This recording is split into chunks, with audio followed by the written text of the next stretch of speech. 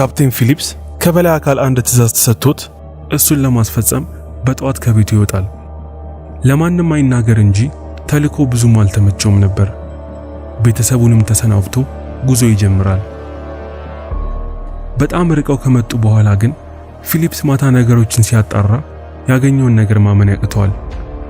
ምን ማድረግ እንዳለበትም በጣም ግራ ይጋባል። ወደ ኋላ እንዳይመለሱ እጅግ በጣም ርቀው መጥተዋል። ጉዟቸውን ደግሞ ወደፊት እንዳይቀጥሉ ከፊት ለፊት ያለው ነገር በጣም ያስፈራዋል። ዛሬ የምናየው በ2011 ካፕቴን ፊሊፕስ በሚል ርዕስ የወጣውን በእውነተኛ ታሪክ ላይ የተመሰረተ ፊልም ነው። ዓመተ ምህረቱ እንደ አውሮፓውያን አቆጣጠር 2009 ሲሆን ሪቻርድ ፊሊፕስ የኮንቴነር መርከብ ካፒቴን ነው። ወደ ስራም ለሄድ ስለሆነ ሻንጣውን ሲያዘጋጅ እናያለን። ስራውም መርከቡን ከ23 ሰራተኞችና 17000 ቶን የሚያክል ካርጎ ጋር ይዞ ከሳህላን ኦማን ወደብ ወደ ሞምባሳ ኬንያ ማድረስ ነው። ሚስቱም ሪቻርድን ልሸኘው አብራው ትወጣለች። ስለ ልጆቻቸው ወደፊት ህይወት እያወሩ ወደ ኤርፖርት ይሄዳሉ። በቀጣይም ትዕይንት ታሪካችን ወደ ሶማሊያ ይወስደናል። ይህም ቦታ የባህር ላይ ሽፍቶች የሚኖሩበት ቦታ ሲሆን የሽፍቶቹ ዋና መሪዎች ወደዚህ ስፍራ መጥተው እዚህ አካባቢ የሚኖሩትን ሰዎች ለራሳቸው ጥቅም ብለው መርከቦችን እንዲሰርቁ ሲያስፈራሯቸው እናያለን። እዛም አካባቢ ከሚኖሩት ሰዎች ውስጥ አንዱ ሙሴ ነው። ሙሴም ለባህር ላይ ዘረፋው ቢላል፣ ናጂ እና አልሚንን ይመርጣቸዋል። አራቱም መሳሪያ የታጠቁና ጀልባቸውን ይዘው ወደ ባህሩ ይወጣሉ። ከነሱም ጋር አንድ ላይ ሌላ የሽፍቶች ግሩፕ ወጥቶ ስለነበር ተባብረው ሳተላይት በመጠቀም መርከቦቹ ባህር ላይ የት እንዳሉ ይፈልጋሉ። አንድ መርከብን ብቻውን ሲጓዝ ራዳራቸው ላይ ያያሉ። እዛም አካባቢ ላይም የባህር ላይ ሽፍቶች ስለሚበዙ አብዛኞቹ መርከቦች በቅርብ ርቀት ተከታትለው ነው የሚጓዙት።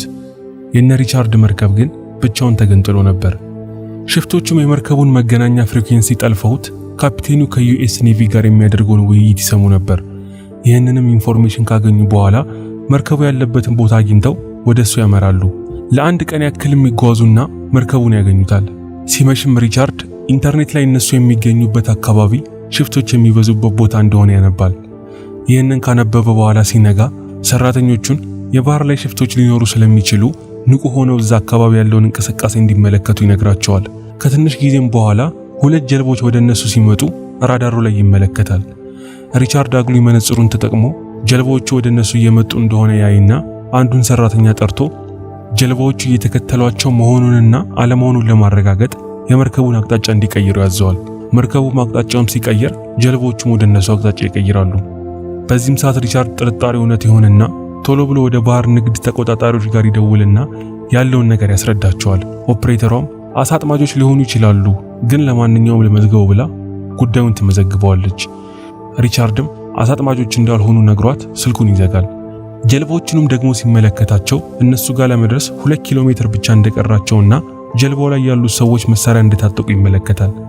ሪቻርድም በድንጋጤ ውስጥ ሆኖ መፍትሄ መፈለግ ይጀምራል። ሪቻርድም ሽፍቶቹ በሬዲዮ የሚያወራውን ነገር ሙሉ ለሙሉ መስማት እንደሚችሉ ይገምትና ስልኩን አንስቶ ወደ ጦር መርከብ ጋር የሚደውል ያስመስላል።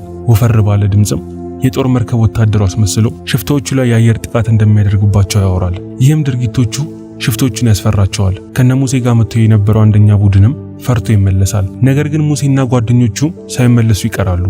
ሪቻርድም አንድ ጀልባ እንደሚቀር ያይና ሰራተኞቹ የመርከቡን ፍጥነት ቀንሰው ከግራ ወደ ቀኝ መርከቡን እንዲያዞሩት ያዛል። ይህንንም ስላደረገ መርከባቸው ሽፍቶቹ ያሉበት አካባቢ ማዕበል ይፈጥርና ጀልባቸው ፍጥነቱን እንዲቀንስ ያስደርጋቸዋል።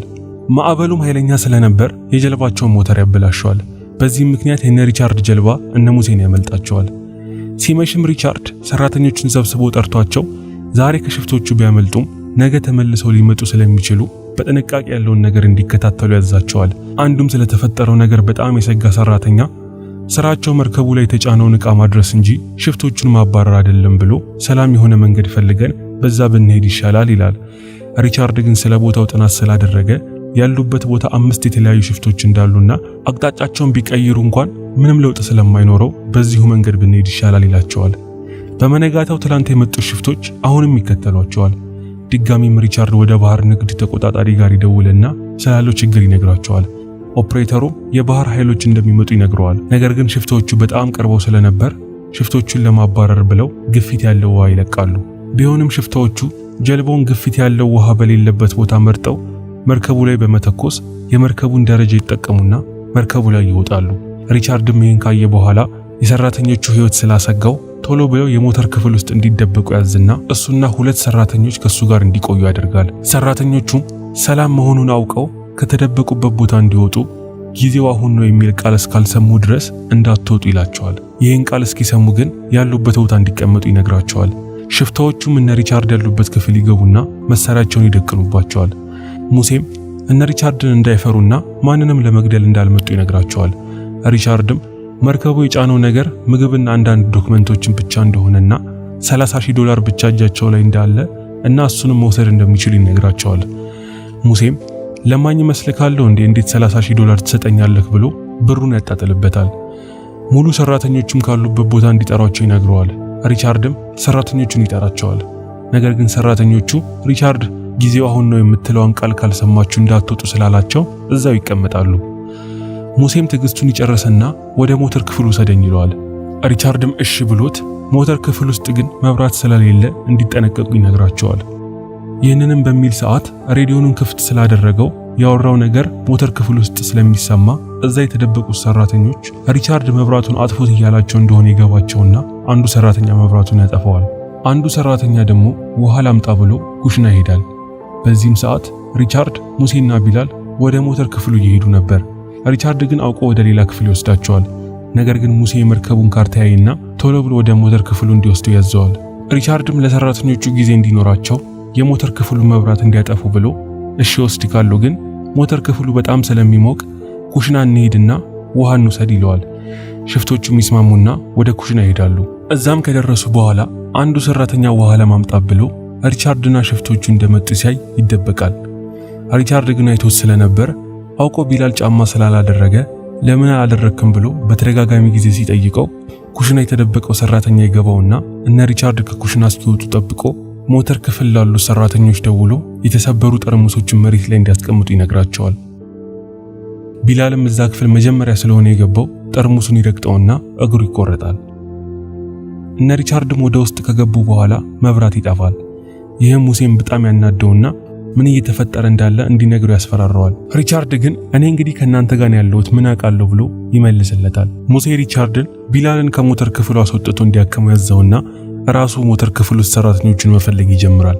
ሪቻርድና ቢላልም ከወጡ በኋላ ሰራተኞቹ ሙሴን ከኋላ መተው ይይዙታል።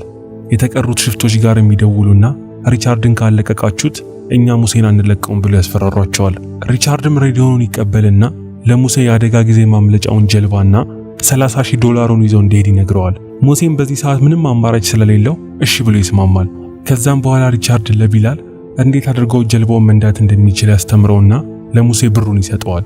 ሪቻርድም የቆመበት ቦታ ለሽፍቶቹ አመቺ ስለነበር ሙሴ ጓደኛውን ሪቻርድን ከኋላ እንዲያጠቃው ይነግረውና ሪቻርድ መሬት ላይ ሲወድቅ ሽፍቶቹ በሩን ዘግተው ከመርከቡ ያመልጣሉ። ሰራተኞቹም ይደነግጡና ካፕቴናቸውን ጥለው ላለመሄድ ጀልባውን መከተል ይጀምራሉ። በዚህም ሰዓት ያለው ችግር ለባህር ኃይሎቹ ይደርስና የሪቻርድ መርከብ ወዳለበት ቦታ ድሮን ልከው ሪቻርድ የታገተበትን ጀልባ መከታተል ይጀምራሉ። ጀልባው ወደ ሶማሊያ እየሄደ ስለሆነ እዛ ከደረሰ በኋላ የባህር ኃይሎቹ ምንም ማድረግ ስለማይችሉ ቶሎ ብለው ሪቻርድ ወዳለበት ቦታ ይሄዳሉ። ሲመሽም ሽፍቶቹ በድካምና በመሰልቸት መንፈስ ይሆናሉ። ይዘውት የመጡትም ጫት ያልቅባቸውና እርስ በርሳቸው ይጣላሉ። ሌሊቱም ያልፍና ጧት ላይ የሶማሊያ ድንበር አካባቢ ደርሱና ድንበሩ ላይ ያለው ዋና አዛዣቸው ሬዲዮኑን ያጠፋና ይጠፋባቸዋል። ሪቻርድም ከሽፍቶቹ ጋር ለማውራት ይሞክራል። ናጂ የሚባለው ሽፍታ ይናደድና ሪቻርድን መጥቶ ሊገለው ሲል ሙሴ ያስቆመዋል። ሲመሽም የባህር ኃይል መርከቡ ይመጣና ከፍተኛ የሆነ ብርሃን ያበራባቸውና እይታቸውን ይጋርደዋል። የባህር ኃይል መርከብ ውስጥም ያለው ኒሞ የሚባል ሰው ሶማሊኛ ቋንቋ ስለሚችል ምግብና ውሃ እንስጣችሁ ይላቸዋል።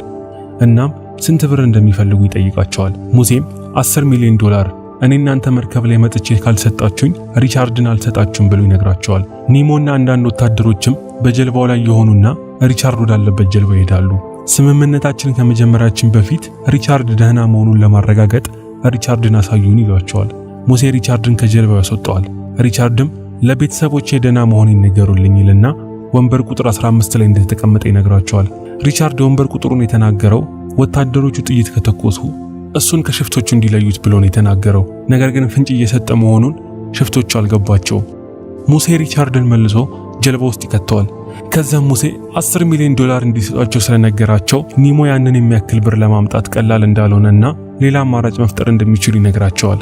በዚህም ሰዓት ጭንቀት ውስጥ ያለው ናጂ ሽጉጡን የሪቻርድ ጆሮ ላይ ያቀርበውና ይተኩሳል። ከዛም በኋላ ሙሴ ወደ ባህር ኃይሎቹ ጋር ይደውላል እና ሪቻርድ ደህና እንደሆነ ይነግራቸዋል።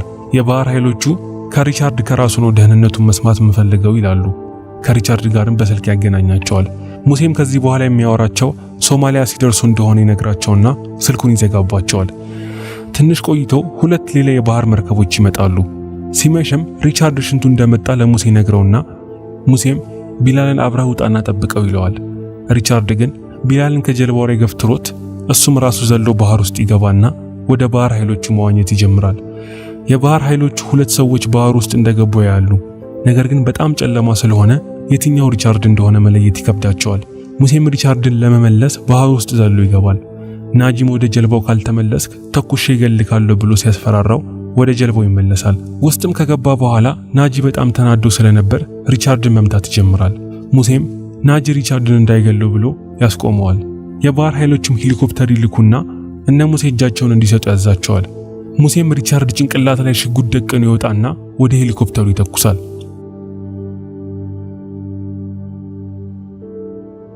እነ ሙሴን ለማረጋጋት የባህር ኃይሎቹ ስለ እነ ሙሴ ሙሉ መረጃ ይነግሯቸዋል። ሙሉ ስማቸውን፣ አካባቢያቸውንና ስለ ጀልባቸው አንድም ሳያስቀሩ ሲነግሯቸው እነ ሙሴ በጣም ይደናገጣሉ። ይህንንም እያወሩ እያለ ወታደሮች ስናይፐራቸውን ይዘው መርከቡ አፋፍ ላይ ቦታ ይይዛሉ። ስናይፐራቸውንም ወደ ጀልባ ያነጣጥሩና ሽፍቶቹን ለመግደል ጥሩ የሆነ አጋጣሚ እስከሚፈጠር ድረስ መጠበቅ ይጀምራሉ። የነ ሙሴ ጀልባ በማዕበሉ ተገፍታ ወደ ሌላ አቅጣጫ እንዳትሄድ ገመድ ያስሩባትና ሙሴን ለማስማማት ወደ ባህር ኃይል መርከብ ይዘው ይሄዳሉ። በዛውም ተደብቀው ድምጽ ሪከርድ የሚያደርግ መሳሪያ ጀልባው ላይ ይለጥፉበታል። ሪቻርድም ከላይ ራቁትን ስለሆነ ቢጫ ቲሸርት እንዲለብስ ይነግሩትና ቅድም የተቀመጠበት ቦታ እንዲቀመጥ ይነግሩታል። ወታደሮቹም 3ቱ የቀሩትን ሽፍቶች ለመግደል ቢሞክሩም ምንም እይታ ውስጥ ሊገቡላቸው አልቻሉም። ሪቻርድም ከሞትኩኝ ብሎ ለቤተሰቡ ደብዳቤ መጻፍ ይጀምራል። ናጂ አሁን የጀልባው አለቃ ስለሆነ ሪቻርድ ሲጽፍ ያየውና ወረቀቱን ይቀማዋል። በዚህም ሰዓት ሪቻርድ ይናደድና ተነስቶ ከናጂ ጋር መደባደብ ይጀምራል። ናጂም ይይዘውና እጁን በገመድ አስሮት ያስቀምጠዋል። ናጂ በሰላም ሊያመልጡ እንደማይችሉና ሁሉ ነገር እንደረፈደ ሲገባው ሪቻርድን ሊገል ይወስናል። እያንዳንዱ ጀልባው ላይ የሚወራው ነገር ባህር ኃይሎቹ ጋር ስለሚደርስ ሪቻርድን እንዳይገሉት ወታደሮቹ ለመተኮስ እንዲዘጋጁ ይታዘዛሉ።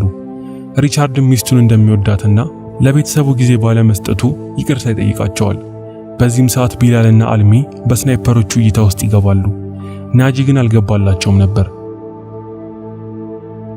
የወታደሮቹ መሪም ጀልባው የተያዘበትን ገመድ እንዲያቆሙት ሲያዝ ናጂ በእይታ ውስጥ ይገባል። ይህንንም እድል ተጠቅመው ወታደሮቹ 3ቱንም ተኩሶ ይገሏቸዋል። ሙሴንም በቁጥጥር ስር ያውሉታል። የቡድን አጋሮቹ እንደተገደሉም ይነግሩታል። ሪቻርድንም ወታደሮቹ ከጀልባው ያወጡትና የመጀመሪያ እርዳታ ይሰጡታል። ቤተሰቦቼ እንዴት ናቸው ብሎ ይጠይቃቸዋል። ሁሉም ነገር ሰላም ነው አታስብ ይሉታል።